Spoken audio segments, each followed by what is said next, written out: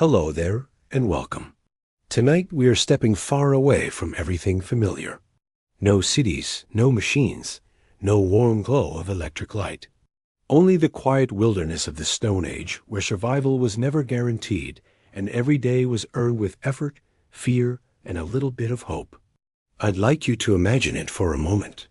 A small group of early humans huddles close together. The sun has just vanished, and the world is darker than we can easily picture. There are no walls, no doors to close, only the faint outline of trees and the sound of unseen creatures moving in the distance. They do not know how long this night will feel, but they know one thing. They must face it as they always have, with nothing but their wits and each other. This is not history told from a distance. This is the human story, as it truly began. Before tools were perfected, before fire was mastered, before the first sparks of civilization lit the world, there was a kind of persistence that carried our ancestors through every hungry season, every cold night, and every danger that lurked in the shadows. So if you are ready, let the noise of the present fade a little. Set aside the steady ticking of clocks and the constant hum of modern life. We are going to walk slowly, carefully into an age where time was not measured in hours, but in sunrises and sunsets. A time when survival was not an idea. It was the only thing that mattered. Before there was fire, the world was a very different place for our ancestors. The sun was their only dependable source of light and warmth. And when it disappeared beyond the horizon, the earth changed. Darkness was not just an absence of sight. It was a presence, a living weight that pressed against the edges of human awareness. When night came, so did the cold. So did the sounds of the wild. And in that long stretch between dusk and dawn, survival was nothing short of a nightly negotiation with nature itself. Imagine standing in that world. There are no lamps to push back the shadows, no gentle hum of electricity, no safe glow from a distant town on the horizon. When the sun goes down, it is gone, and the sky above is an unbroken ocean of black. Stars glitter, sharp and cold, but they offer no warmth. The moon might cast its pale reflection over the land, but it is fickle, sometimes gone entirely, leaving nothing but darkness.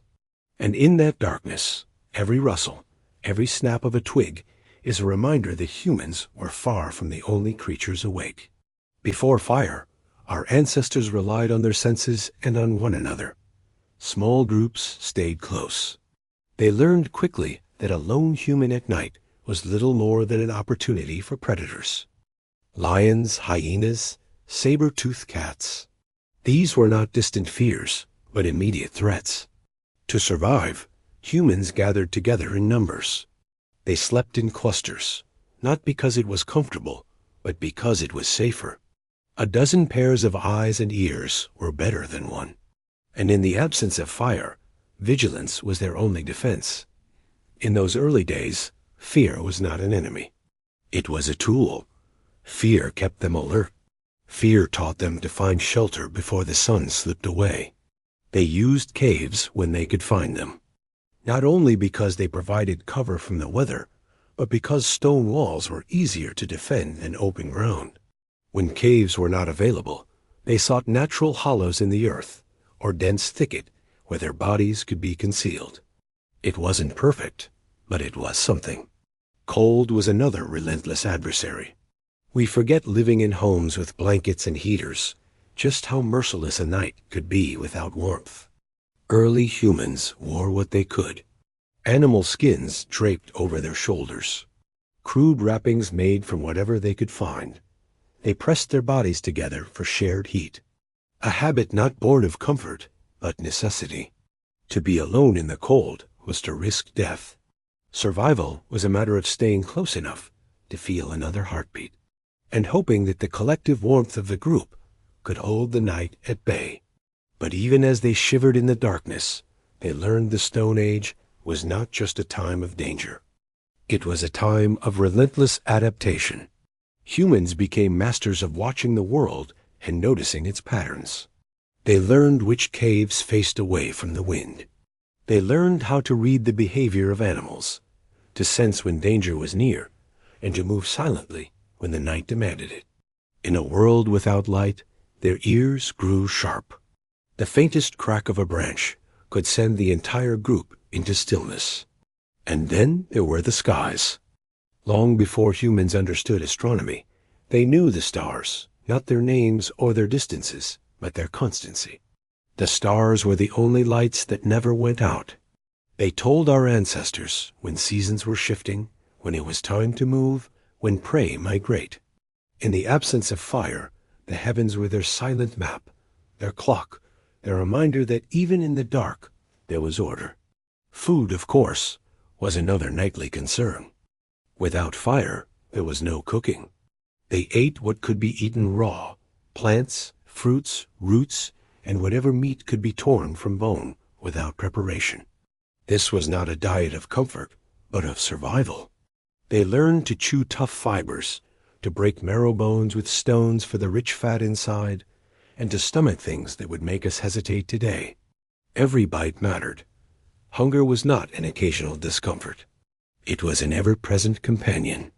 But necessity has always been the parent of invention. The darkness forced early humans to create routines. They foraged and hunted while the sun was up, racing daylight to gather as much as they could. Before the world turned black, they became efficient, moving with a purpose, or not from discipline, but from sheer instinct. When the sun began to sink, the urgency sharpened. There was no margin for delay. Those who lingered too long in the open learned the cost of hesitation. Predators ruled the night, but humans were clever. They developed strategies long before fire came to their rescue. They learned to climb trees when danger prowled too close. They discovered the value of staying silent and still, of vanishing into the landscape instead of confronting it. They understood that survival often meant not being seen at all. Yet, even in this perilous world, there were moments of stillness. When the group was hidden away, and the sounds of the wild dulled into the distance, they would rest. Sleep came in fragments, shallow and cautious. One or two stayed awake while the others closed their eyes, a rotating watch that passed through the night until the first light of dawn returned. In those hours, our ancestors built the foundations of cooperation. They depended on one another because there was no other choice. That reliance on the group, born in darkness, would become one of humanity's greatest strengths. Still, there must have been nights of terror. Nights when the scrape of claws outside a cave or the low growl of something unseen made every breath freeze in their throats. They could do nothing but wait, clutching stones or sticks, hoping the danger would pass. And sometimes it didn't. Survival was not guaranteed, and for every group that endured, there were others who did not. But those who lived learned. Every narrow escape carved lessons into memory, and those lessons were passed down, not in words at first, but in behavior. Children watched, they imitated, and over time, those instincts became tradition. This was life before fire, a cycle of fear, hunger, and relentless adaptation. And yet, within that struggle, something remarkable was happening. The human mind was sharpening. Every challenge demanded solutions. Every night in the cold demanded a new way of thinking.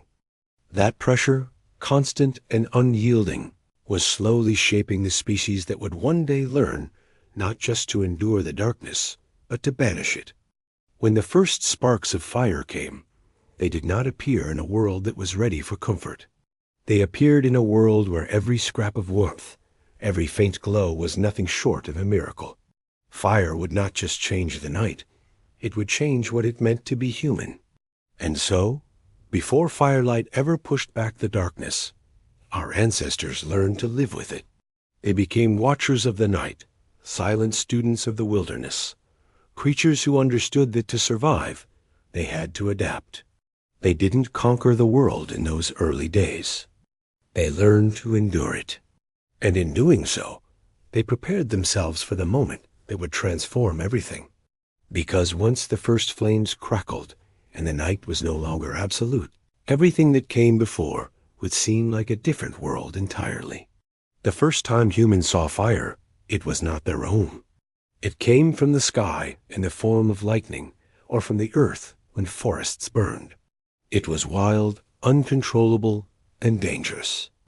At first, it was something to be feared. The sight of flames ripping through trees or crawling across the grasslands must have filled our ancestors with both terror and awe. They had no words for it, no concept of what it truly was. But they understood one thing immediately. Nothing else in their world behaved like fire. In the beginning, fire was a thing to be watched from a distance. But survival often depends on curiosity. And over time, that fear turned into something else. Humans learned that when the world burned, there was opportunity. After the flames moved on, they found roasted animals left behind, easier to chew and safer to eat than raw meat. They found that fire kept away predators who normally stalked the edges of their camps.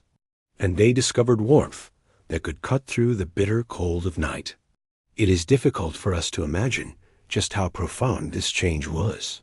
For hundreds of thousands of years, night was the enemy. Darkness ruled, cold bit into skin and bone, and predators prowled unchecked. Then one day, humans learned to carry fire with them, to keep it alive rather than merely watching it burn and vanish. They likely began by taking embers from natural fires, protecting them, feeding them with dry grass and wood. It was a fragile thing at first, something that could die as easily as it was born. But it was enough. For the first time, the darkness had a boundary. Picture a small group gathered around one of those early fires. The flames dance and crackle, painting the walls of a cave or the trunks of nearby trees in shifting light. For the first time, the black void beyond their shelter is pushed back. The cold is softened. The sounds of the night, the howls, the rustling, the snapping of branches seem farther away. The fire doesn't just warm their skin, it changes how they feel inside. Fear loosens its grip. Around the fire, there is safety. With fire came more than warmth and light. It became the first real tool for shaping the world. Meat could be cooked, making it easier to eat and far more nourishing. Roots and plants that were once too tough or bitter became edible. The human diet expanded, and with it, our brains were fed the fuel they needed to grow. Fire quite literally gave us the energy to become more than what we were. Predators, once the rulers of the night, learned to fear the glow. A ring of fire was a barrier even the boldest hunters rarely crossed. For the first time, humans were no longer entirely at the mercy of the wild. They could defend a space, create a circle of light where only they belonged. In that circle, they were not just surviving. They were beginning to claim a small piece of the world as their own. But fire did more than protect and feed. It brought people together. In the deep past, when night fell and there was no fire, humans scattered into whatever shelter they could find, huddling separately against the cold. Fire changed that. It created a center. People gathered around it, not only for warmth, but for company. They talked, or if words had not yet fully formed, they grunted and gestured. They shared food. They shared silence. They shared safety. Around the fire, they became more than individuals. They became a group bound not just by need, but by connection. This was the beginning of something more than survival. Firelight stretched the day. Before it, humans lived and worked only as long as the sun allowed. When darkness came, the world ended until morning. But with fire, there was now a new kind of time. Hours carved out of the night where stories could be told, tools could be sharpened, and plans could be made. Under that flickering glow, human culture began to take root. Over generations, our ancestors learned not just to guard fire, but to make it. The discovery of how to spark flames from stone or friction must have been nothing short of miraculous. To strike two rocks and see a spark, to rub wood until it smoked and burst into flame. This was control over something that had once been a force of nature. It was power, not the kind measured in strength or speed, but the kind that changed the balance between humanity and the world. Yet fire demanded respect. It was not a tame thing. A flame left unchecked could consume shelters and drive entire groups from their homes. To keep fire was to understand it, to feed it carefully, to watch it constantly. In many ways, those early humans were as much servants to the flame as they were its masters. But it was a service gladly given, because nothing else offered so much in return. The more humans used fire, the more it reshaped them. Cooked food strengthened bodies. Warmth allowed survival in colder climates, letting small bands of people push farther into lands that would once have been deadly. Darkness became less terrifying, and sleep became less dangerous when predators stayed away from the glow. Step by step, fire was turning a fragile species into one that could endure almost anywhere. And in the quiet hours by the firelight, something else began to grow. With fear held at bay and hunger eased, the mind had room to wander. Maybe it was here in the shifting shadows cast against cave walls that the first sparks of imagination stirred. Watching flames dance is hypnotic even now. For those early humans, it must have been otherworldly. Perhaps it was in these long firelit nights that the seeds of storytelling were planted when someone pointed at the shapes in the shadows and gave them meaning. Even today, there is something about sitting near a fire that feels older than language. The crackle of wood, the slow, steady heat, the way people gather in a circle and speak in hushed voices. It is an echo of the first great invention that made the night hours ours. But fire was not only a gift, it was also a challenge, one that demanded knowledge and discipline. Humans had to learn how to find dry wood, how to keep a flame alive in wind and rain, how to shield it from being snuffed out. They had to carry it with them when they moved, cradling glowing embers in bundles of bark or clay. A single mistake could mean a night without warmth, without safety, without food. Fire was a treasure that could be lost, and every group knew what it meant to lose it. Yet those who mastered it thrived. They began to explore further. They ventured into colder lands, knowing they could bring their own warmth with them. They learned to cook not just meat, but plants, unlocking food sources that had been useless before. They used fire to harden wooden spears, making them deadlier in the hunt.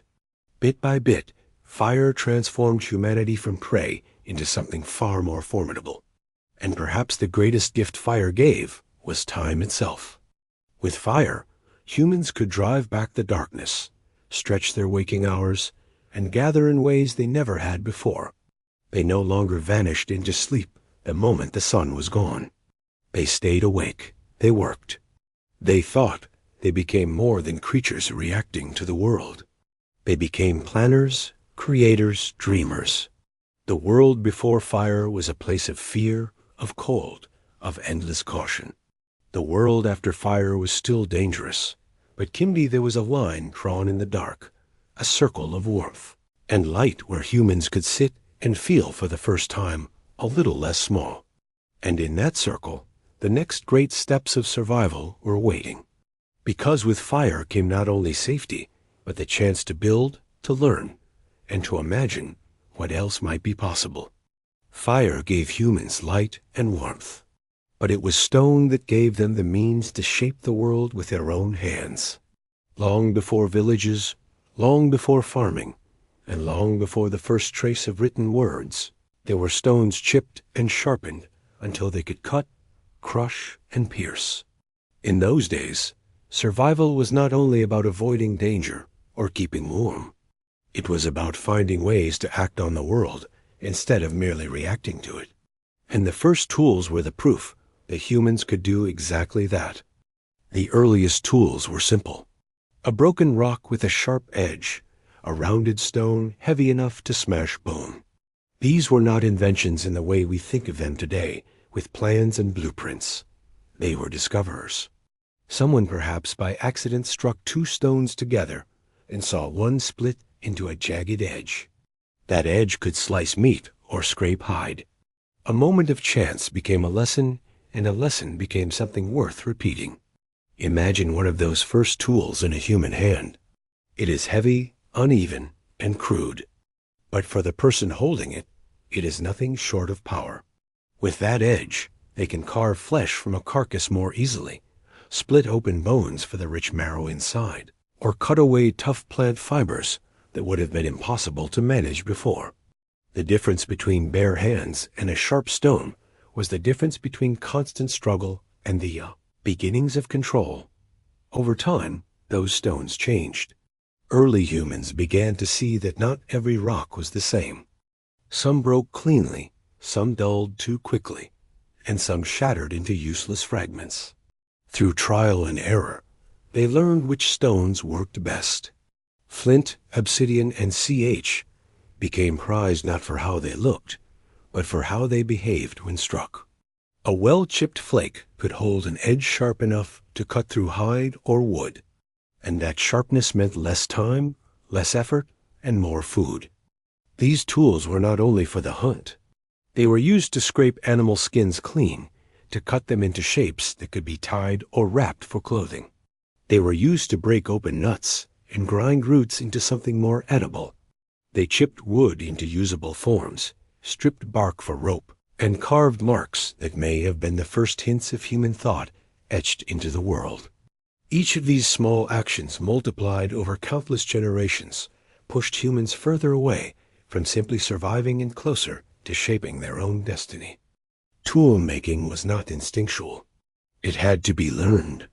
Children watched their parents and imitated their movements, striking stones against each other until the right sound and the right shape appeared. Every flake of rock carried a lesson. The wrong angle meant a useless fragment. The right one meant a cutting edge that could change a day's hunt. Skills like these could not be written down or stored anywhere but in memory. They passed from hand to hand, generation after generation, in a chain of knowledge as old as humanity itself. These tools changed the way humans hunted. Before sharp stones, scavenging was a way of life. Early humans often waited until larger predators had their fill before creeping in to claim what was left. A cracked femur for marrow, a strip of meat left behind. These scraps were survival. But with stone tools, humans could process carcasses more efficiently. They could cut faster, carry more, and leave less for the scavengers that followed them. And slowly they began to shift from scavengers to hunters. The first spears were not yet elegant weapons. They were simply sharpened sticks, sometimes hardened in fire, but their effectiveness grew exponentially when tipped with sharp stone points. A wooden spear could wound. A stone-tipped spear could kill. With that change, hunting became less desperate. Small animals gave way to larger prey, and groups that once depended on chance now stalked their quarry with deliberate intent. But stone tools were not only for the hunt. They transformed every part of life. They allowed the building of sturdier shelters, the processing of tougher materials, and the defense of territory against predators. A sharpened stone lashed to a stick could make the difference between driving off a predator and becoming its meal. In that sense, tools were not only instruments. They were extensions of the human body. New teeth and claws forged from rock and willpower. The making of tools also demanded something new, foresight. To craft a cutting edge or shape a spear point, one had to imagine the result before it existed. This was more than survival instinct. This was planning. The ability to hold an idea in the mind and then bring it into the world was one of humanity's quiet revolutions. That single leap from reacting to imagining was as significant as fire itself. With tools came cooperation. A single person could shape a stone, but entire groups benefited from those who were skilled at it. A good toolmaker became as valuable as a strong hunter. One might sit at the edge of the camp chipping away at flint, while others brought food or prepared hides. In this way, roles began to form. And with roles came the first faint outlines of something larger than survival, society. Even in their simplicity, These stones held within them the blueprint of everything to come. The chipping of flint was the ancestor of engineering. The first tied stone point was the ancestor of technology. Each tool was a quiet declaration that humans would not simply take the world as it was. They would change it piece by piece. And as the tools improved, so did the world humans inhabited.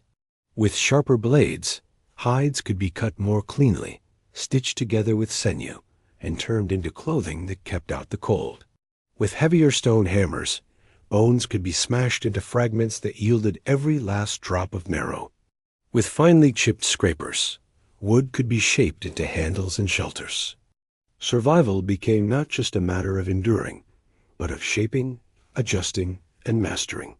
Yet, even with these tools, life was never easy. A broken stone edge at the wrong moment could mean the loss of a meal. A failed strike in the hunt could mean days of hunger. Every tool, no matter how sharp or well made, was only as good as the hands that used it. And so humans practiced. They chipped stones not only when they needed them, but because they understood, at least in some unspoken way, that preparation could mean the difference between life and death. In those long nights by the fire, while predators prowled just beyond the glow, stones were shaped into new forms.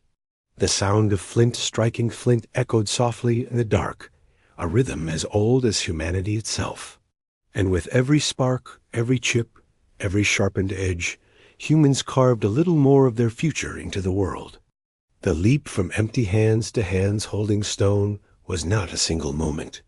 It was a slow, grinding climb built on countless small victories. But each stone carried with it the same message. Humans were learning not only to survive the world, but to change it, one strike at a time.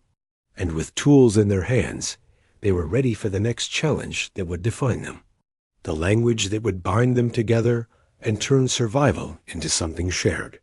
A sharp stone in the hand gave humans power, but it was language that allowed them to use that power together. Before words, survival was limited to what each person could see and do for themselves. But the world was too dangerous, and life was too demanding for anyone to face it alone. The ability to share ideas, warn of danger, plan a hunt, or comfort one another was not just an advantage. It was the difference between life and death. At first, it wasn't language as we know it. It was sound. Cries, grunts, and gestures carried meaning long before anyone spoke in structured sentences. A raised hand might have signaled danger. A sharp call could send the group scattering into hiding. Over time, these sounds grew more specific. A single gesture or noise might point not only to predator, but to which predator or where it was. Each small refinement made survival more certain. Picture a group moving silently through the grasslands in search of game. One hunter notices movement in the distance, the faint shadow of an animal against the horizon. Without words, only simple sounds and signs, he alerts the others. They shift their positions, spread out, and prepare. No one has to guess. No one is left behind. What began as instinct has become something more, a shared system that binds the group together. Language did not appear suddenly. It grew slowly, piece by piece, carried forward by necessity. A single sound used often enough gained weight. A gesture repeated enough times became universal within the group. As children watched and imitated, those signals passed to the next generation until they no longer had to be invented. They simply existed, part of the fabric of life. These early forms of communication were more than practical. They created trust. When someone pointed toward food or warned of a predator and the group reacted and survived, the bond between them deepened. Each exchange reinforced a simple but powerful truth. Together, they were safer than they could ever be alone. This ability to share information changed the hunt completely. Alone, a human could only stalk small prey. Together, they could coordinate. One group could drive animals toward another. They could set traps, block escape routes, and surround their quarry in silence until the moment came to strike. Language, even in its rough, early form, turned a scattered collection of individuals into something closer to a single unified force. It also transformed the way humans cared for one another. A wounded hunter could signal pain or point to where he had been injured. Those who stayed behind to tend the fire could call others back when food was ready. Infants and children, unable to fend for themselves, could be soothed and protected with sounds that reassured them. Language in its simplest form carried more than commands. It carried comfort. But language was not just for survival in the immediate sense. It was memory. Before language, knowledge existed only in action. You could learn by watching someone chip stone or prepare a hide. But there was no easy way to explain what to do differently. With the beginnings of language, humans could pass on experience. A single sound might indicate which plant was safe to eat or which river crossing was dangerous. Each word, each gesture, each shared signal was a thread binding the past to the present, allowing the lessons of one generation to live on in the next. And from this came stories, not stories in the sense we know now, with heroes and endings, but simple narratives passed around the fire. A retelling of how a hunt succeeded or how danger was narrowly escaped. These were not just recollections. They were instructions disguised as memory. They gave meaning to events, taught lessons without lectures, and allowed knowledge to travel farther than any single person could. With every exchange, the human mind grew sharper. Language demanded more than sound. It required memory, association, and imagination. To say there or later meant understanding not only the present moment, but time and space as concepts. In this way, the effort to survive was quietly shaping the human brain into something capable of far more than reacting to its environment. Even as language grew, it was never perfect. Misunderstandings surely happened. A signal given in panic might be misread. A sound might carry one meaning in one group and another entirely in the next. But for all its flaws, it worked well enough to hold humans together. And once they were bound by communication, their survival changed from individual struggle to something shared. As fires burned through the night, language would have grown richer. In the glow of the flames, away from the constant pressure of the hunt, there was time for more than urgent signals. Sounds became labels for things. Objects and places acquired names. Over countless nights, humans learned to turn their scattered cries into a rough but growing vocabulary.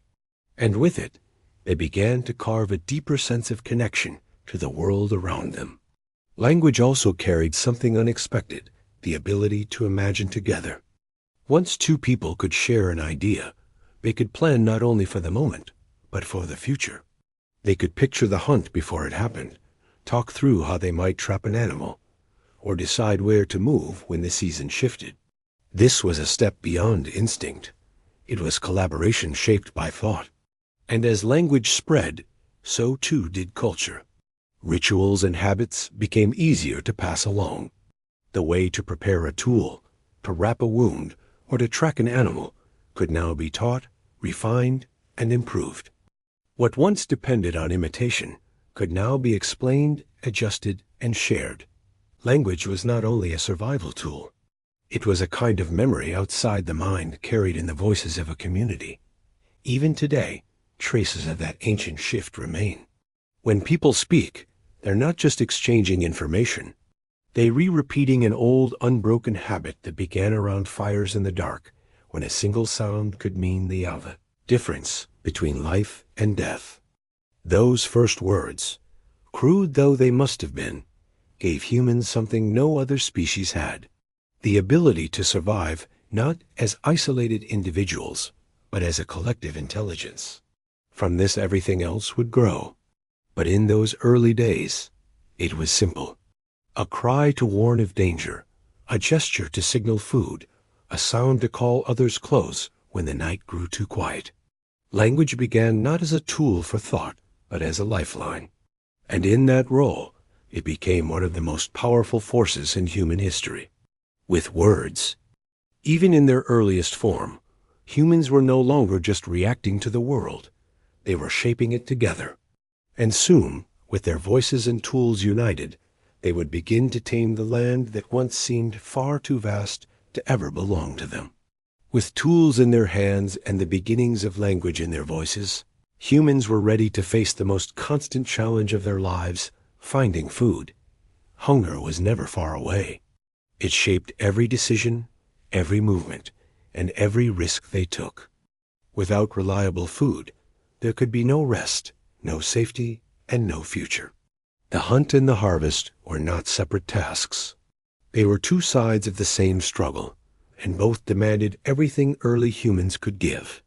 Hunting began long before humans became skilled at it. At first, they were scavengers. They trailed after larger predators, waiting for a kill to be abandoned. With sharp stones, they stripped meat from bones faster than other scavengers could. They cracked those bones open to reach the marrow inside, a rich source of fat and nutrients that no other creature could reach so easily. This habit was dangerous, but it was also clever. By learning to take what others left behind, humans survived in a world that rarely offered second chances. But scavenging could only feed so many mouths. As groups grew larger and their tools sharper, the focus shifted. Small animals, hares, birds, and reptiles were the first targets. These hunts were often fast and frantic, relying on quick strikes and persistence. A single rabbit might mean the difference between going hungry and surviving another day. Over time, the hunts grew bolder. Humans began to track larger animals, creatures that could feed an entire group if brought down, but could also maim or kill those who dared face them. This is where cooperation became vital. One hunter alone could not take down a deer or an antelope, but many working together could drive it into a trap or corner it in a narrow pass. They learned to watch the wind so their scent would not give them away. They spread out silently across the grasslands, driving their prey toward waiting spears. When the kill came, it was quick and brutal, but it was followed by relief. Every successful hunt brought more than food. It brought the assurance that their efforts and their trust in one another had been worth it. Hunting was not only about strength or courage. It required patience, knowledge, and an understanding of the land. Hunters learned to read tracks pressed into the mud, to follow broken branches, to notice the faintest scatter of droppings that might mark an animal's path. They understood the seasons, knowing when herds would migrate and when prey would be weakest. Every hunt was a test of observation, as much as it was a test of endurance. Even with these skills, failure was common. A missed throw, a sudden shift in the wind, or the sharp eyes of a weary animal could turn a long hunt into a wasted day. There were times when the group returned empty-handed, and those were the nights when the harvest, the gathering of plants, fruits, and roots kept them alive. Foraging was no less important than hunting. Early humans became keen students of the land around them. They learned which berries were safe and which ones could kill. They dug for roots hidden beneath the soil and peeled away their bitter skins to reach what was edible inside. They cracked nuts with stones, collecting every scrap of nourishment they could find. It was slower, quieter work than the hunt, but it was no less critical. A handful of wild fruit or a basket of tubers could stretch a meager supply of meat long enough for the hunters to try again. The knowledge required for this was immense. Plants changed with the seasons. Some were safe only when ripe. Others had to be soaked or pounded before they could be eaten. This knowledge could not be guessed. It had to be remembered and taught. A single mistake could poison not just one person, but an entire group. And so, generation after generation, humans passed down a silent library of information. Where to find food, how to prepare it, and what signs to trust when the forest or grassland seemed unfamiliar. Food gathering was not just about sustenance. It shaped how humans moved. Entire groups followed the rhythm of their meals, traveling with migrating herds or returning each year to the same patches of fruit and nuts. They learned the roots of animals not only to hunt them, but to share in what they left behind.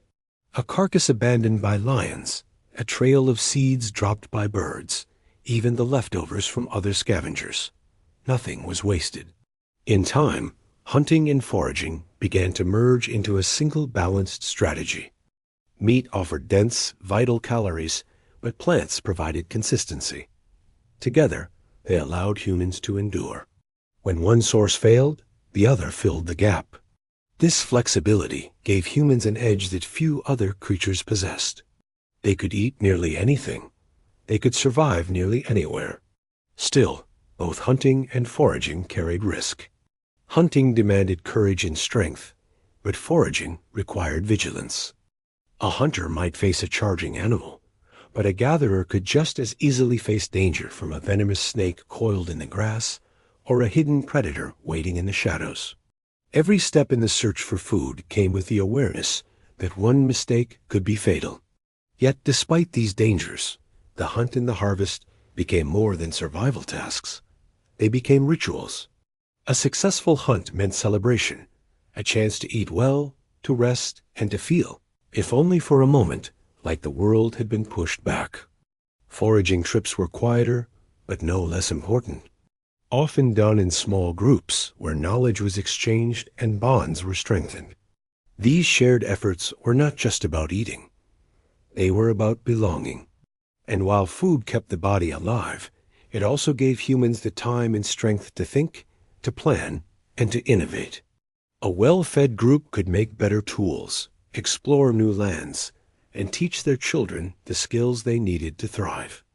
Hunger pressed them forward, but every meal pulled them a little farther from desperation and a little closer to mastery over their world.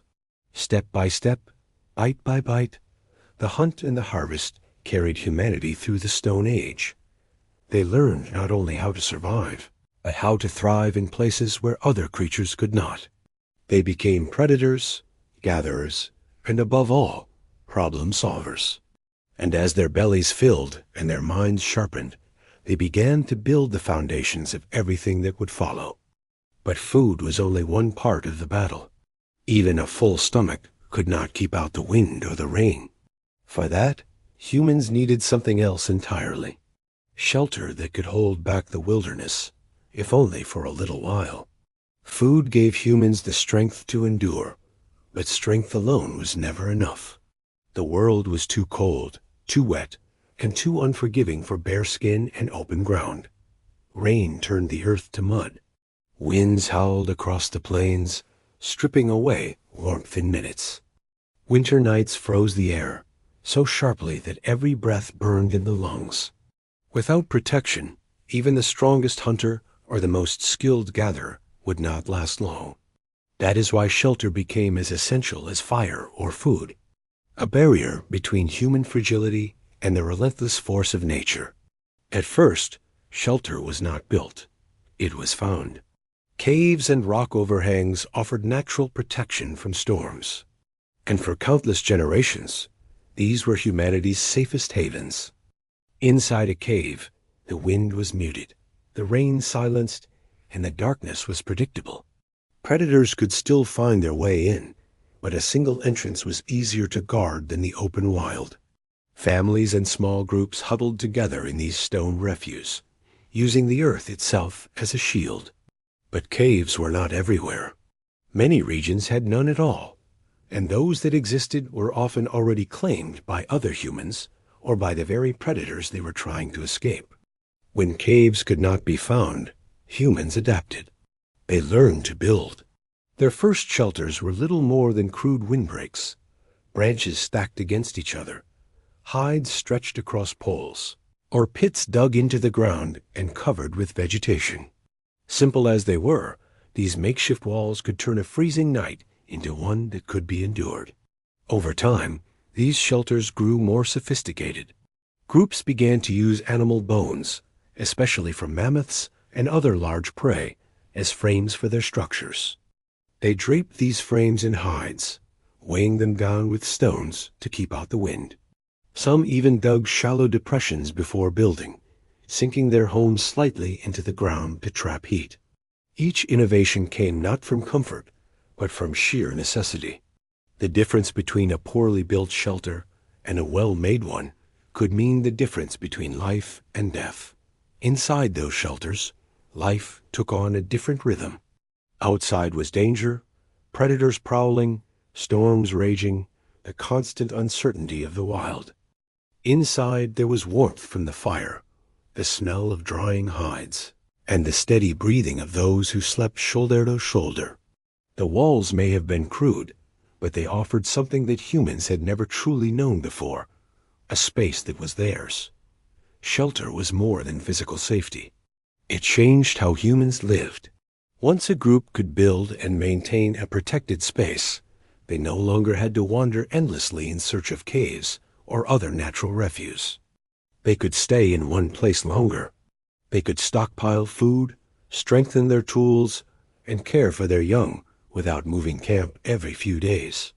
Even if they were still nomadic, these early shelters gave them a stability that nature alone could never provide. Shelters also became the first true centers of human life. Within them, tools were sharpened, hides were scraped, and plans were made for the next hunt. Children learned by watching their elders prepare food and craft weapons by the dim firelight. Stories, whether spoken or gestured, were shared in the warmth of those spaces. What happened outside the shelter determined survival. What happened inside determined what it meant to live together. Building and maintaining these homes required cooperation. No single person could carry the massive bones of a mammoth or stretch a hide large enough to cover an entire frame. Groups had to work in unison, lifting, tying, and securing each piece, while others gathered fuel for the fire or watched for danger. Shelter was not only protection from the storm. It was proof that humans were learning to depend on one another in ways no other creature could match. The seasons forced them to adapt further.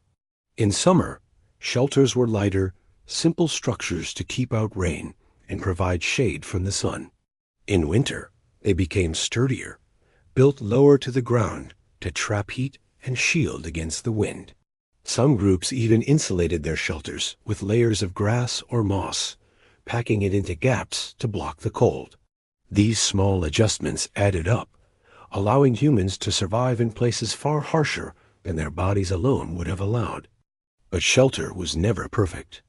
A wall of hides could not stop the sound of wolves howling outside or keep the shadow of a prowling predator from passing by. It could not hold off every storm or keep the cold entirely at bay. What it did, however, was buy time. It gave humans the space to rest, to recover, and to think. It turned survival from a constant sprint into something closer to a steady, grueling march forward.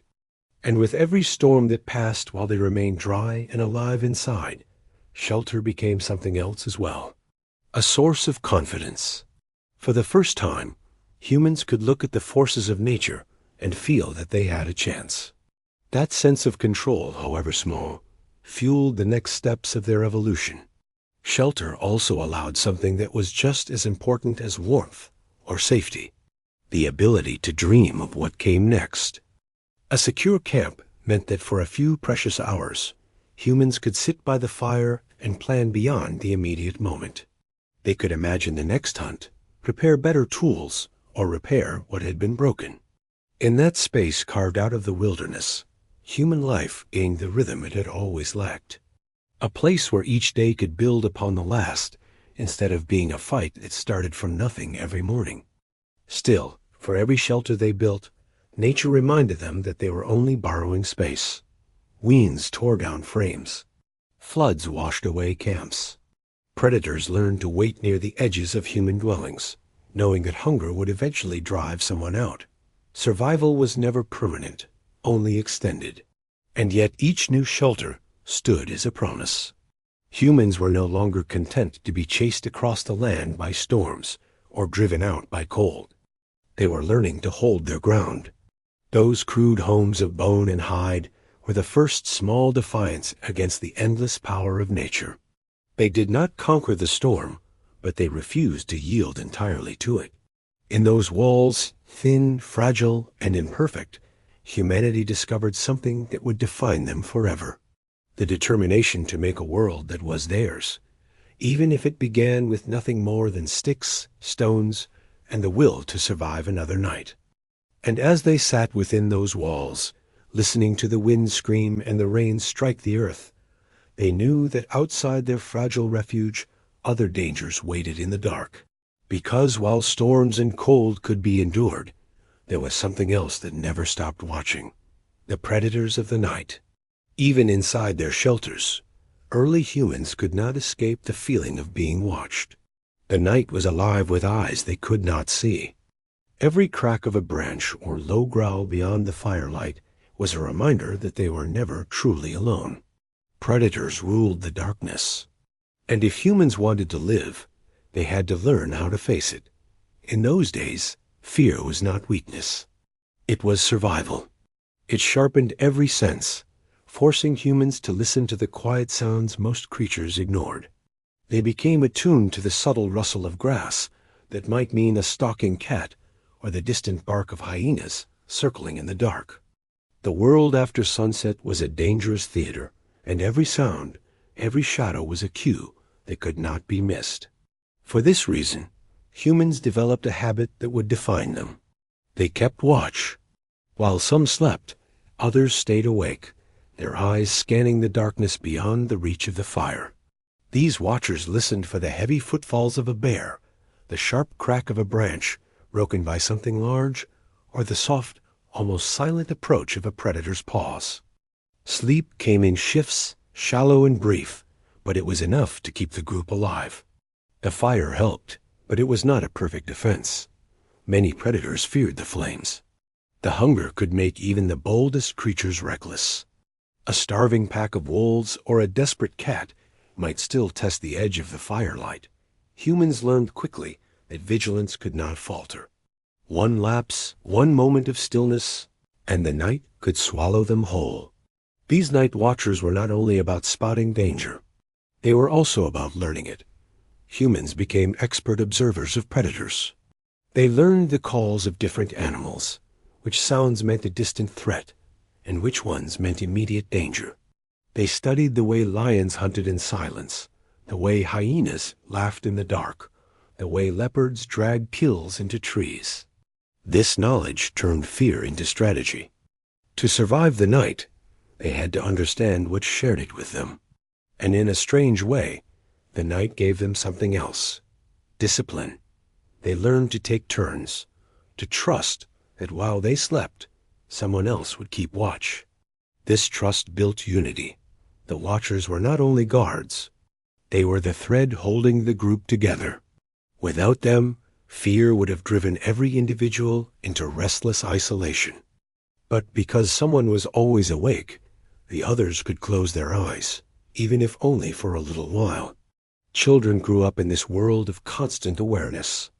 They listened to the warnings whispered by their parents, to the low sounds that sent the group into silence, and to the sharp clipped calls that meant danger was near. These lessons became instinct, passed from one generation to the next, until even the youngest could read the night like a map.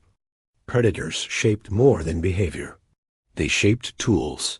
Spears and sharpened stones were not only for hunting. They were defenses. Humans learned to keep weapons close at hand while they slept. A sudden cry from a watcher could bring the group to their feet, ready to strike at whatever dared to cross the boundary of the fire. Each successful defense made the group bolder, but never careless. In the Stone Age, caution was not a choice. It was the price of survival. Even as humans guarded against the night, they also adapted to it. They learned to move quietly when they had to leave the safety of camp. They studied the wind to carry their scent away from prowling hunters. Their eyes adjusted to the faint glow of starlight, and their ears grew sensitive enough to catch the faintest hint of movement. For every predator that stalked them, they became better at stalking the night itself. The predators in turn forced humans closer to one another. Alone, a person stood no chance against a lion or a pack of wolves. Together, They became something even the fiercest hunters hesitated to face. When danger pressed too close, the group did not scatter. They closed ranks, spears pointed outward, fire between them and the darkness. This unity born in fear became one of humanity's greatest strengths. Over time, those nights of watchfulness created more than safety, they created awareness. Humans began to understand not only the behavior of predators, but the larger rhythms of the world. They noticed which nights the howls were loudest, when certain animals prowled, and how the quiet of the wild could mean safety or signal an unseen threat. They were no longer just surviving in the dark.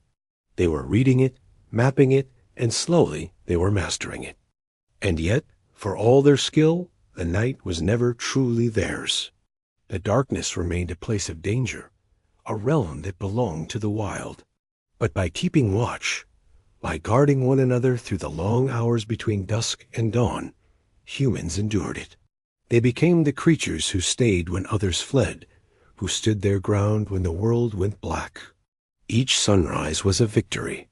Every time the watchers saw dawn break, they knew they had survived another night.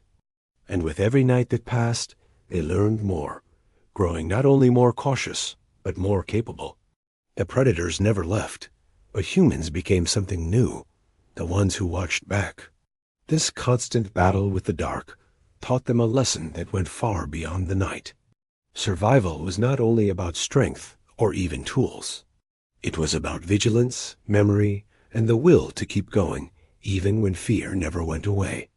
And from those long, watchful nights came the first true foundation of human endurance, the knowledge that danger would always be there. But so would they. As they sat around their fires, weapons within reach and eyes fixed on the shifting dark, they began to do something else as well, something that had nothing to do with fear at all. They started to mark the world around them, to leave signs and shapes on stone, to draw the things they saw in the firelight and in their dreams. Because after learning to watch the night, they learned to see it, and then they began to paint it. In the safety of their shelters, with fires burning low and the night kept at bay by watchful eyes, humans began to do something unexpected. They started to draw. It was not food, fire, or weapons. It did not keep them warm or chase away predators. And yet, in caves deep beneath the earth and on walls lit only by flickering flames, they marked the world around them. At first, the images were simple. The shape of an animal, the outline of a hand, crude lines scratched into stone. But even these first marks carried weight. They were not random. They were deliberate. Someone chose to pick up a piece of charcoal or a shard of colored mineral and press it against the rock. In that moment, survival stopped being only about the next hunt or the next storm. It became about memory. These drawings were more than decoration. They were records. A herd of bison carved into the walls of a cave might have been a reminder of where the animals were last seen, or an attempt to pass that knowledge to others. A series of dots might have represented the passage of days or the phases of the moon. Each line was a message, even if its meaning has been blurred by time. For those who made them, the walls became something more than stone. They became a way to speak to the future. Some of these images were astonishingly detailed. In the caves of places like Lascaux and Chauvet, painted thousands of years apart, the animals almost seemed to move. Horses gallop across the walls, their bodies layered in strokes of ochre and charcoal. Mammoths lumber in dark reds and browns. These are not clumsy sketches. They're observations rendered with care. Whoever made them watched these creatures closely. They knew how muscles shifted when an animal ran, how horns curved, how eyes glimmered in the firelight. These drawings are proof of an attention to the world that went beyond survival. But why draw at all? Some believe these images were a kind of instruction, a visual language passed between generations. A child might learn to recognize the outline of a deer or the shape of a bison before ever seeing one in the wild. Others think the drawings had a deeper purpose, one rooted not only in knowledge, but in belief.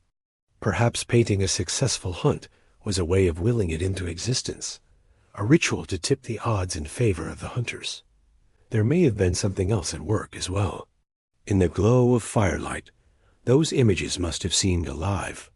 Shadows danced across the uneven walls, making the painted animals shift and flicker as if they were moving through the stone itself.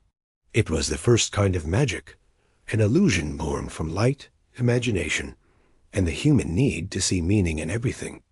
And yet, these paintings were not only about animals or hunts. Among the images, there are handprints, dozens, sometimes hundreds of them pressed against the walls. Some are small, the size of a child's palm. Others are larger, rougher, the hands of adults who had survived countless winters. Each one was a declaration. I was here. In a world where life was short and uncertain, these marks were proof that someone had lived, that their hand had touched the stone, and that they had left a piece of themselves behind. These early artists were not working alone. Groups likely gathered in the deep parts of the caves, carrying torches to push back the darkness as they painted. The smell of smoke filled the air, and the sound of tools scraping against stone mixed with quiet voices. In those moments, something new was happening. Humans were not just surviving together. They were creating together. Art, even in this earliest form, was a kind of shared language that required no words. A painted mammoth needed no translation. A line of handprints spoke for itself. These marks became a way for the group to see their world not just as it was, but as they understood it. This was not just a distraction or a way to pass the time. It was part of what made humans human. The same minds that sharpened stones and tracked herds were now shaping symbols. They were no longer only reacting to the world. They were beginning to interpret it. Every mark on the wall was a step towards something greater, a way of thinking that looked beyond the immediate needs of hunger and shelter and into the vast, mysterious idea of meaning itself. The caves also became places of memory. Imagine a child being led by torchlight into a space where the walls were covered in animals and handprints. They would not need to be told what it meant. The weight of it would be in the air and the silence that must have filled those places, in the sense that these marks were more than pictures. They were a conversation across time, a reminder that they belonged to a story that had begun long before they were born. And as these images multiplied, they began to connect people not only to each other, but to the world around them. Painting an animal was a way of seeing it, of knowing it more deeply. It forced the painter to study every curve, every line, every movement. In doing so, humans were not just recording the world. They were learning it, committing it to memory in a way that sharpened their understanding of everything they depended on. Even today, those paintings endure. They remain deep in the caves, untouched by the centuries, silent witnesses to the minds that first imagined something more than mere survival. They are a reminder that long before farming or writing or the first cities, humans were already reaching for something beyond the next meal or the next night. But while they painted, while they marked their presence on stone, life outside the caves went on. The wind still howled. The cold still bit at their skin, and sooner or later they had to leave the shelter of their painted walls and face the wild again. Because for all their growing creativity, their lives still depended on one simple truth. No matter how clever or careful they became, the world would not wait for them. It would change, and they would have to follow. As humans painted the walls of their caves and sharpened their tools by firelight, their lives were still defined by movement. They followed the seasons, the herds, and the shifting rhythms of the land. But over time, something began to change. Slowly, in certain places, the endless wandering gave way to something new. The first signs of staying put. The earliest villages were not the villages we think of today. There were no streets, no fences, and no permanent houses.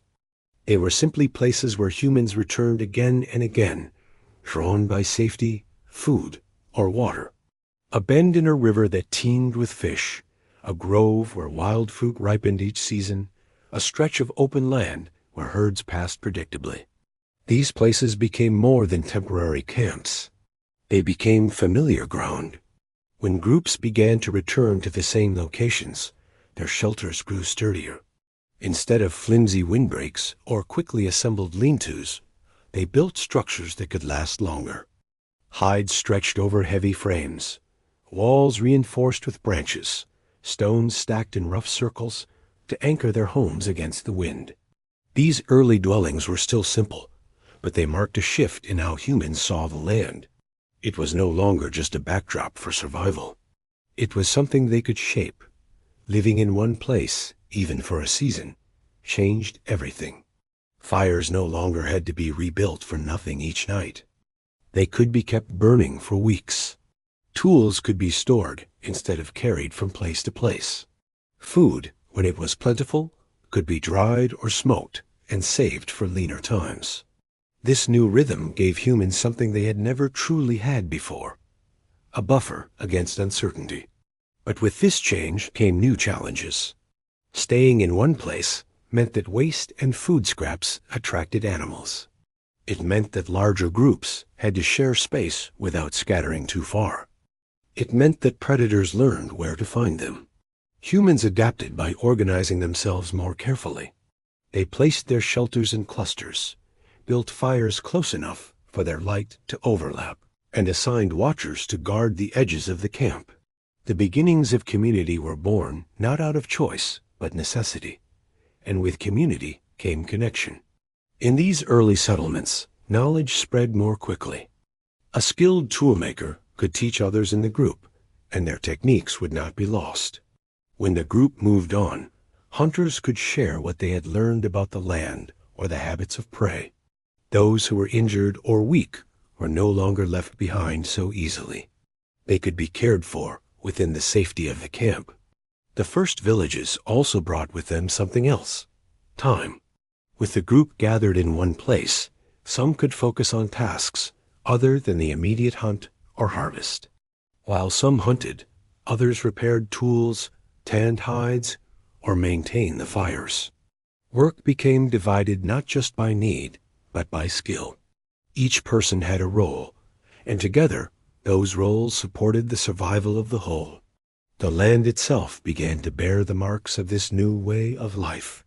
Paths formed where feet had walked the same routes again and again. Hearths blackened the ground where fires had burned in the same spots for months. Bones and discarded tools piled up in the soil, creating the first traces of what would one day be called settlements. These places were not yet permanent, but they were no longer fleeting either.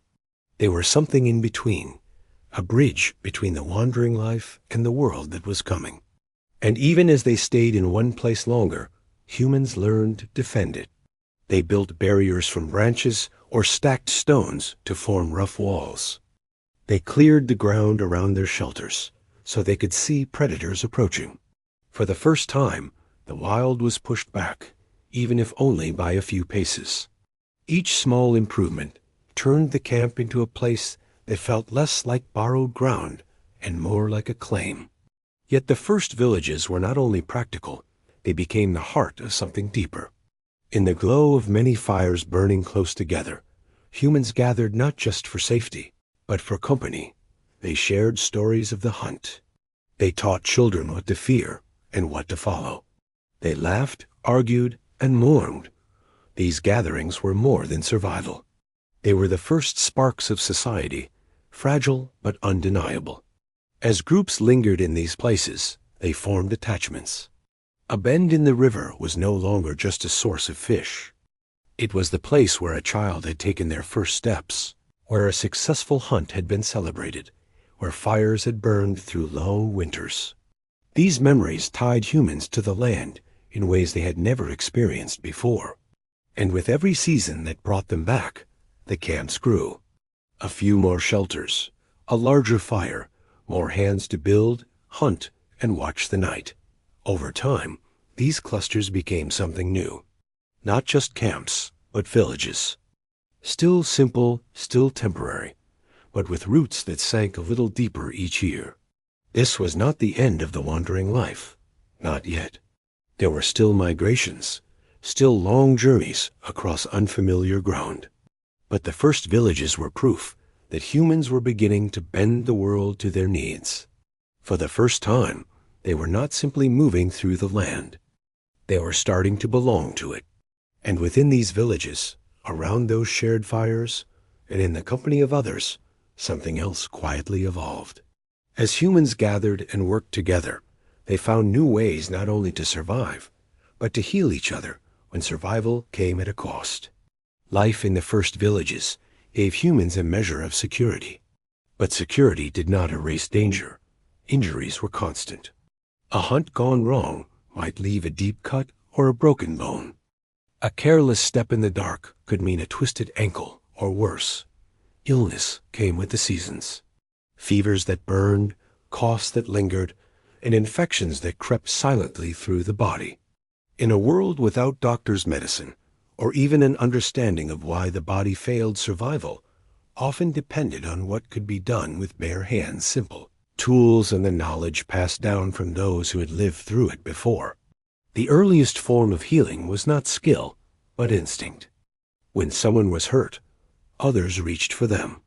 They pressed hands to wounds to stop the bleeding. They wrapped injuries with whatever was at hand, strips of hide, grass fibers, or softened bark.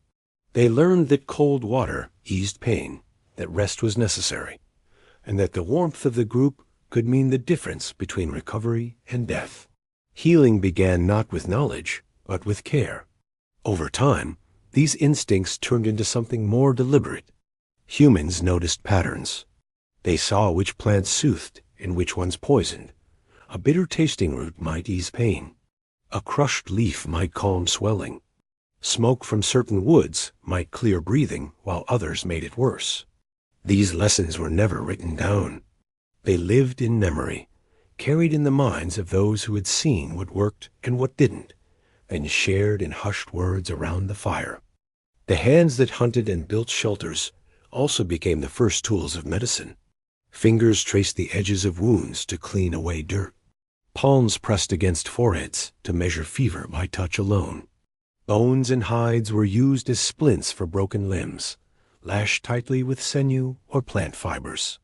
Every action was practical, born from necessity rather than knowledge of the body's inner workings. Yet, even without understanding why these things worked, early humans learned that they often did.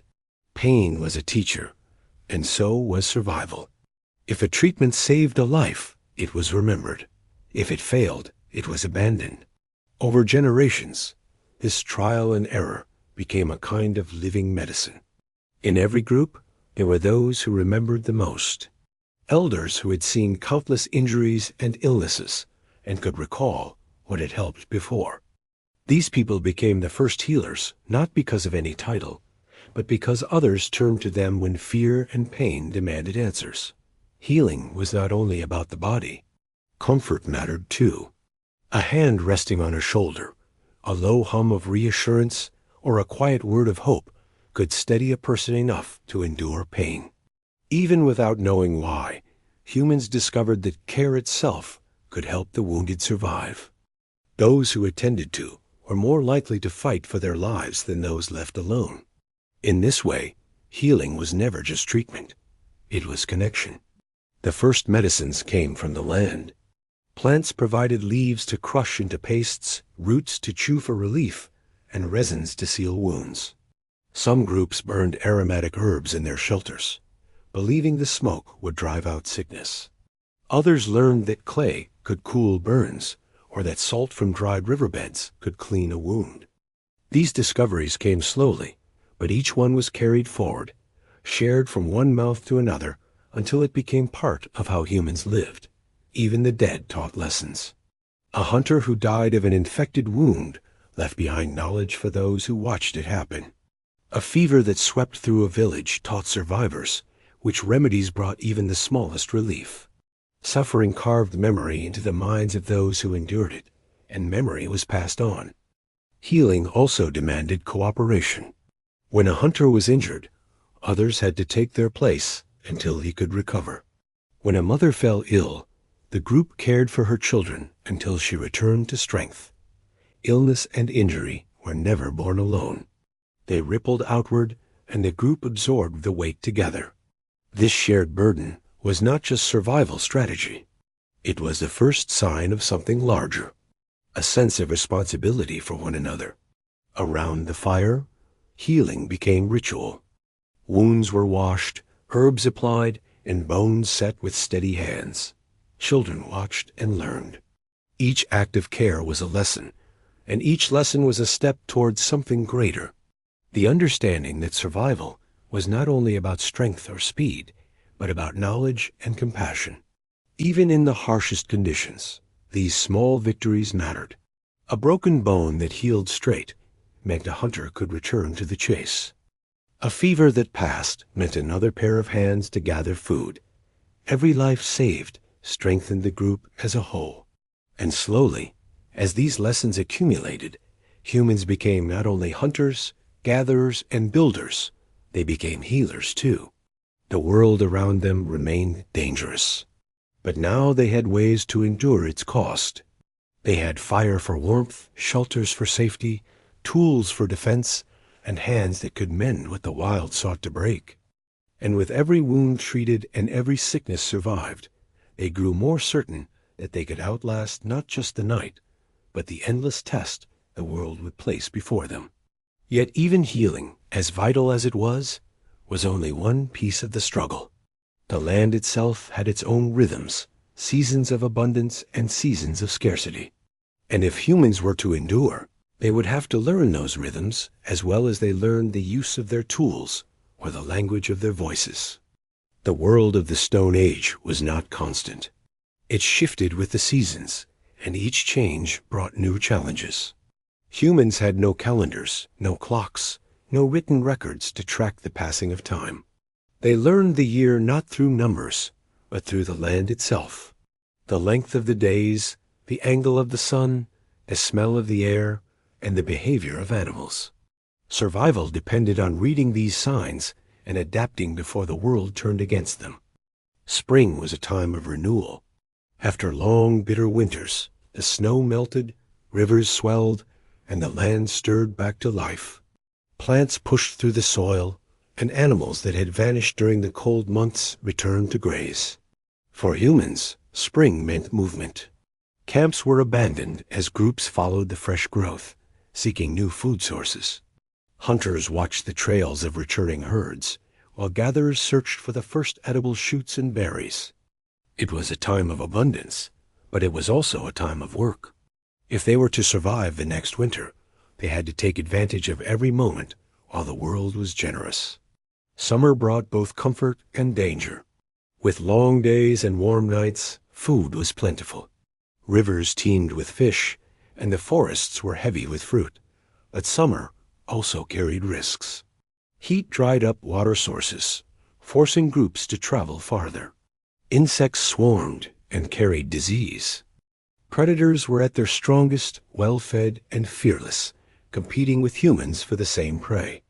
To endure summer, humans had to be clever.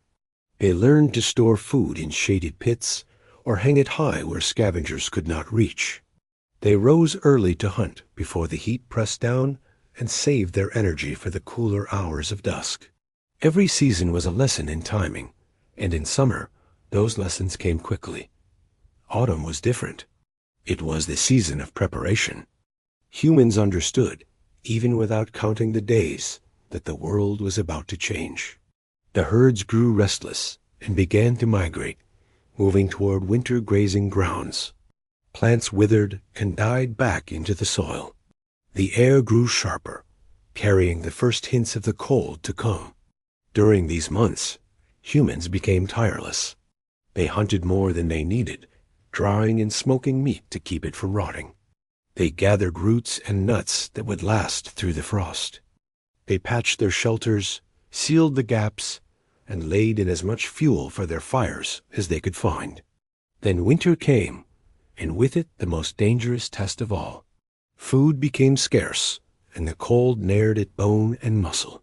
Rivers froze, snow buried the land, the herds vanished into distant valleys, and the plants that had sustained them for months were gone. Winter was not a season to be conquered. It was a season to endure. In the deep cold, humans stayed close to their shelters, huddled near the fire. They relied on the food they had stored and the warmth of one another. The hunters who ventured out faced a world of silence and ice where even the smallest mistake could mean death. They followed the tracks of starving animals, knowing that every kill could keep their families alive another week. And through it all, the fire burned.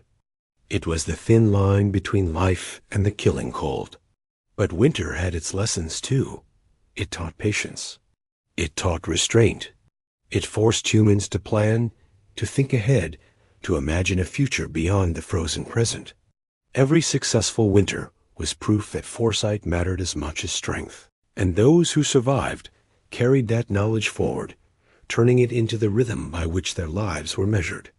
Over generations, these seasonal patterns shaped the way humans lived. They became migratory, not only because of the animals they hunted, but because they understood the land itself. They knew when rivers would flood, when fruit would ripen, and when snow would trap them in place. Their lives became a cycle, moving with the world instead of fighting it. Yet this was more than survival. It was the beginning of a deeper connection to the earth. The land was no longer an unpredictable enemy. It was a teacher. Its seasons offered warnings and rewards, punishing those who failed to prepare and rewarding those who watched and remembered. Humans began to see the world not only in terms of what it gave them, but in how it changed, and in those changes, they found a kind of order. Around the fires in winter, elders likely spoke of past seasons, when the herds had come late, when the cold had been harsher than usual, when food had been scarce or plentiful. These stories were not entertainment. They were maps of memory, guiding younger generations through the cycles they would face in their own lives. Every tale was a survival manual hidden inside a memory. The seasons gave humans more than knowledge. They gave them identity. They were no longer just wanderers reacting to what they found. They became planners, builders, and keepers of memory. They measured their lives not in days, but in the turning of the world itself. And with every passing year, one lesson became clearer. Survival was not only about adapting to the world, it was about adapting to one another.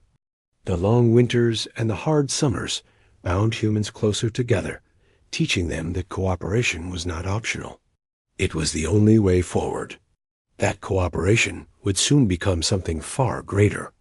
It would turn scattered families into tightly knit groups, and those groups into tribes bound by trust, memory, and the shared will to endure. The season shaped how humans lived, but it was one another who shaped how they survived. Alone, a person stood no chance against the world of the Stone Age. A single hunter could not defend himself against a predator, carry enough food for the winter, or keep a fire burning through long nights. Survival was not an individual task. It was something built on the strength of many. And from that necessity came the bonds of the tribe. A tribe was more than a group of families. It was a web of trust and shared responsibility. Every member had a role to play. The strongest hunters brought down the largest game, while others carried, prepared, and preserved it. Skilled toolmakers chipped stone edges sharper than teeth, crafting blades and points that the hunters relied on. Elders, no longer fast enough to chase prey, became the memory of the tribe. They carried the knowledge of past winters, dangerous trails, and the places where food could be found when everything else was gone. Children grew in this world, surrounded by watchful eyes. They learned to walk not only under the care of their parents, but under the quiet guidance of the entire tribe. They watched how to hold a stone, how to throw a spear, how to listen for danger in the wind. They were not taught in lessons the way we think of teaching now.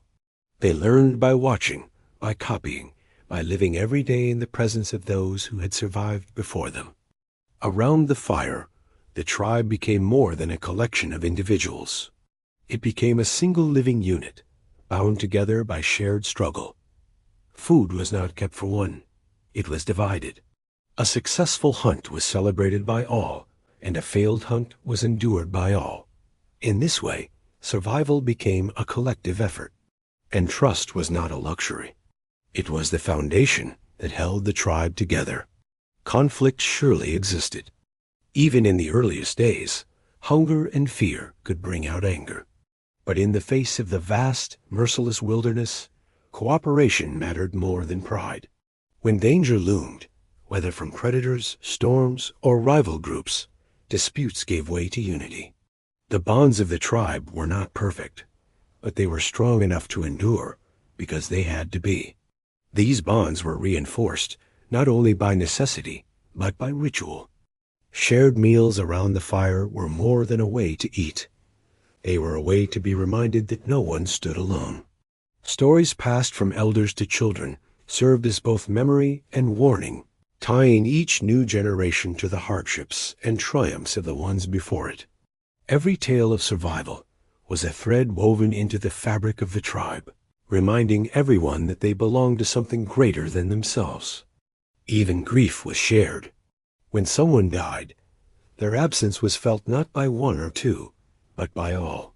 The tribe carried that weight together, and in doing so, they learned another kind of strength, the strength to keep going, even when loss cut deep. Every fire lit after such moments, every hunt taken up in spite of sorrow, was proof that no single life stood apart. They endured as one. The tribe was also the first defense against the unknown. In a world where danger could come from any direction, no one could watch every shadow alone. But with many eyes and many hands, the tribe became a living shield. Hunters stood guard while others slept. When predators came too close, the tribe fought them off together, their spears and voices turning fear into something fierce and unyielding. And within these bonds, something else began to grow. Identity.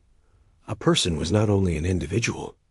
They were part of a group that had its own ways of hunting, its own places of shelter, its own stories about the world. These differences marked the earliest beginnings of culture. Each tribe carried with it a unique thread of human history, shaped by the land they walked and the lives they led. Cooperation also allowed for specialization. Not everyone had to be a hunter or a gatherer at all times. Those with the sharpest eyes for tracking prey could lead the hunt. Those with steady hands could focus on crafting tools. Those with long memories could pass down the knowledge of plants, seasons, and dangers that could not be seen until it was too late. No single person could master everything, but the tribe could.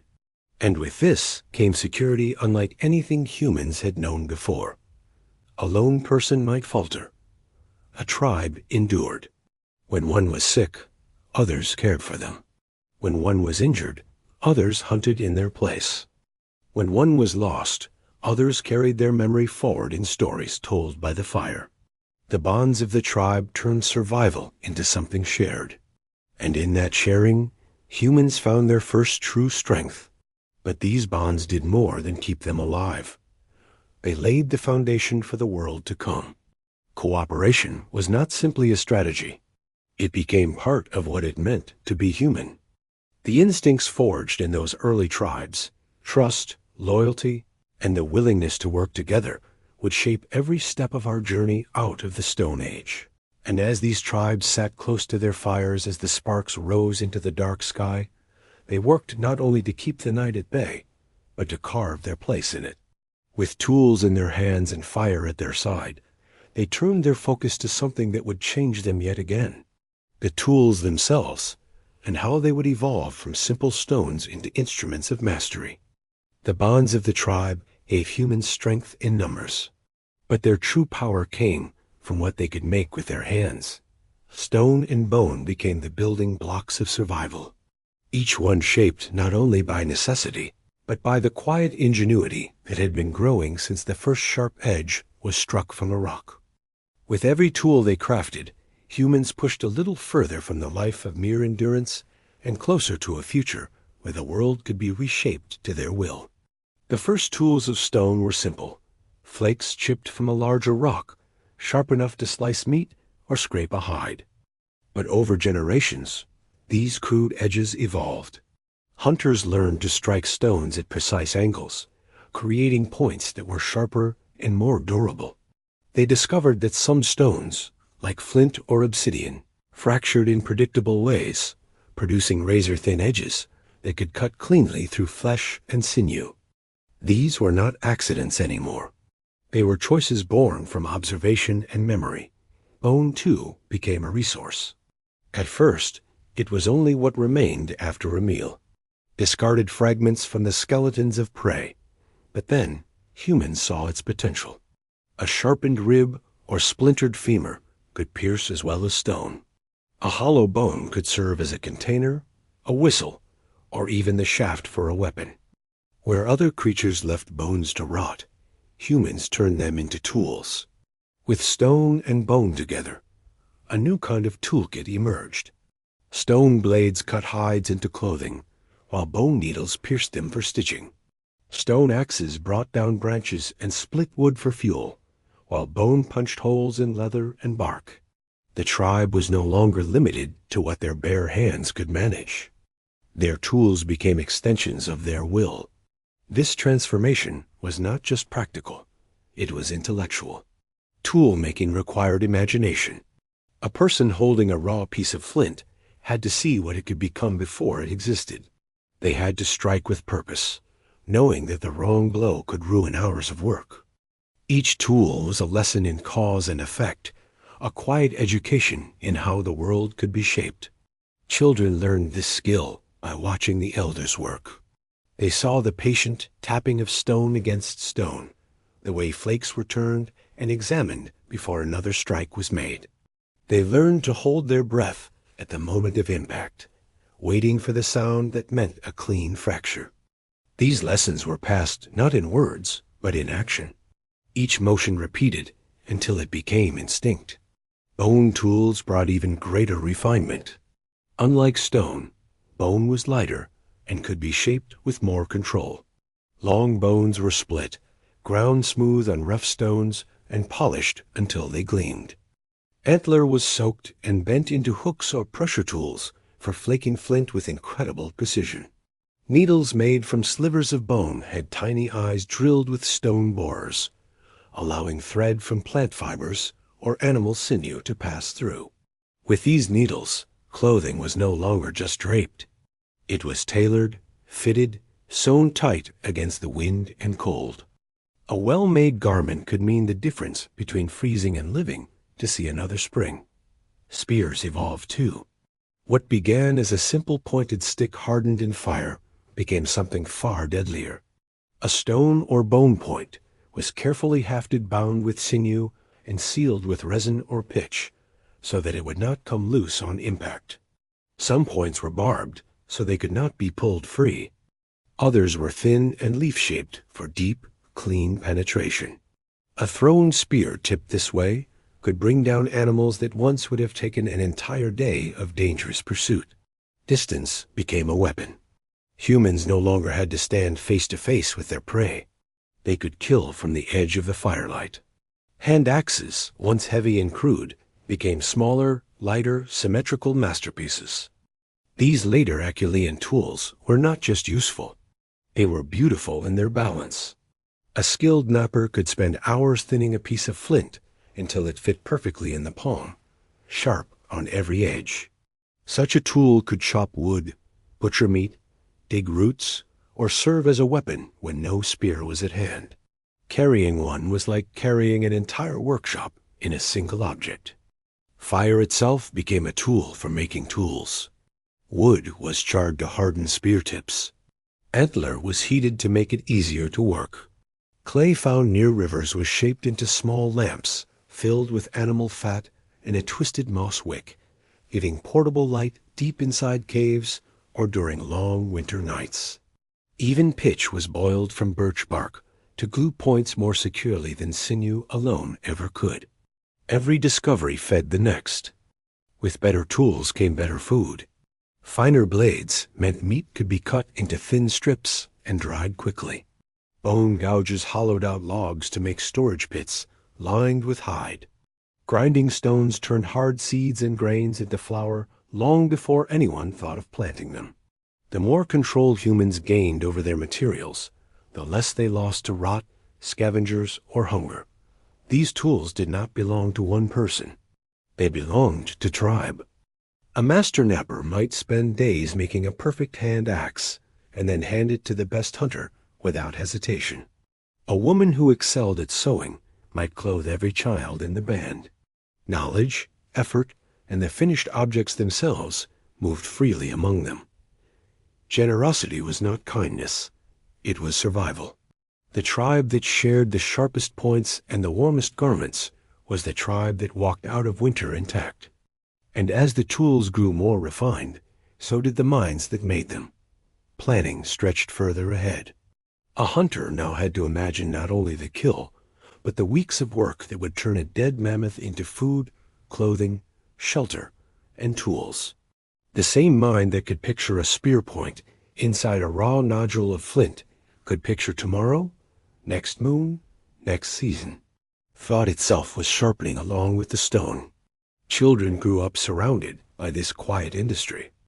The constant sound of stone striking stone, the smell of scorching wood, the sight of elders testing an edge against their thumbnail, these were the lullabies of the late Stone Age.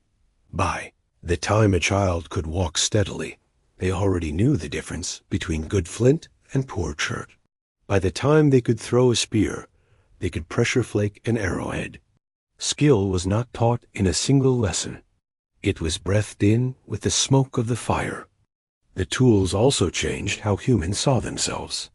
A person holding a perfectly balanced spear or a razor-sharp blade no longer felt quite so small against the vastness of the plains or the dark of the forest. They were still prey to cold and storm and claw, but now they carried proof in their hands that the world could be answered back. Every flake knocked from a core was a small rebellion against helplessness. And in the evenings, when the work was done, those tools were laid carefully near the fire, not scattered, not forgotten, but arranged with something close to pride. They gleamed in the firelight beside the sleeping bodies of the tribe, quiet promises that tomorrow would be faced not with bare hands, but with everything their ancestors had learned to shape from stone and bone and fire and will. These were not just objects. They were the first chapters of technology, the quiet, patient beginning of everything that would one day become cities, machines, and journeys to the stars. But in that moment, around those flickering hearths, they were simply the difference between living another day and disappearing into the dark like so many creatures before them. With tools perfected, with fire mastered, with tribes bound by trust and language, humanity stood at the edge of the last great threshold of the Stone Age. The world was still wild, still vast, still hungry. But now humans carried light in their hands, sharpness at their fingertips, and one another at their sides. The night was no longer absolute. The cold was no longer certain death. The hunt was no longer ruled only by chance. They had not conquered the earth, not yet, but they had begun to answer it. And in that answer was the seed of everything we are today. From the first trembling spark kept alive through a freezing night to the last perfect blade laid beside the fire, every step was earned with patience, courage, and the stubborn refusal to vanish. This was the long dawn of humanity. Not a single morning, but hundreds of thousands of mornings, each one greeted by people who had learned, against every odd, to carry yesterday's lessons into tomorrow. And when the sun finally rose on the last day of the true Stone Age, it rose on a species that was no longer just surviving. It rose on a species that had decided the world would have to make room for them. Because they had fire, they had tools, they had each other, and they were not going anywhere. Years beyond counting, when the ice had retreated and the great herds thinned, when the first seeds were pressed deliberately into turned soil, and the first walls of mud and weed rose higher than any mammoth bone ever had, a woman sat alone at the edge of a new village, long after the fires had burned low. In her hand she still carried the same small flint blade her grandmother had napped the night she was born. Its edge was dulled now, chipped and worn smooth in places, but it had dressed 1,000 kills, sewn 100 garments, and once, long ago, cut the cord that tied her to her mother. She turned the blade over in the starlight, feeling its familiar weight. Then she pressed it gently into the soft earth beside the hearth, point down, handle up, like a tiny marker no one else would ever understand. She did not speak. There was no one left who remembered the nights before fire. No one who had slept, pressed against strangers for warmth. No one who had listened for the pad of saber-toothed feet in absolute dark. But the world had changed. The night was no longer absolute. The cold no longer ruled. Hunger had become a season, not a constant companion. And yet, in the hush between the dying embers and the first bird of morning, she felt it, the long echo of every ancestor who had refused to disappear. A tremor of gratitude, older than words, moving through her blood like a second heartbeat. She leaned forward and breathed on the last coal until it glowed again, small, fierce, stubborn. Then she fed it a single dry twig, the way her grandmother had taught her, the way her grandmother's grandmother had been taught, all the way back to the first trembling hand that carried a stolen ember across a frozen plain. The flame caught. The night retreated one more time. And somewhere, in caves no foot would ever enter again, handprints still clung to stone. In river gravel, perfect blades lay sleeping under silt. In the wind across empty steppes, the ghosts of old fires whispered through the grass. They had done it, not all at once, not perfectly, but night after night, spark after spark, life after life, they had done it. They had carried the fire forward. And now the fire carried them. The woman rose, brushed the dust from her knees, and walked back toward the warm glow of the new houses. Behind her, the tiny blade stood alone in the earth, catching the first pale edge of dawn. A promise kept, a story finished. The long night was over. The long dawn had only just begun.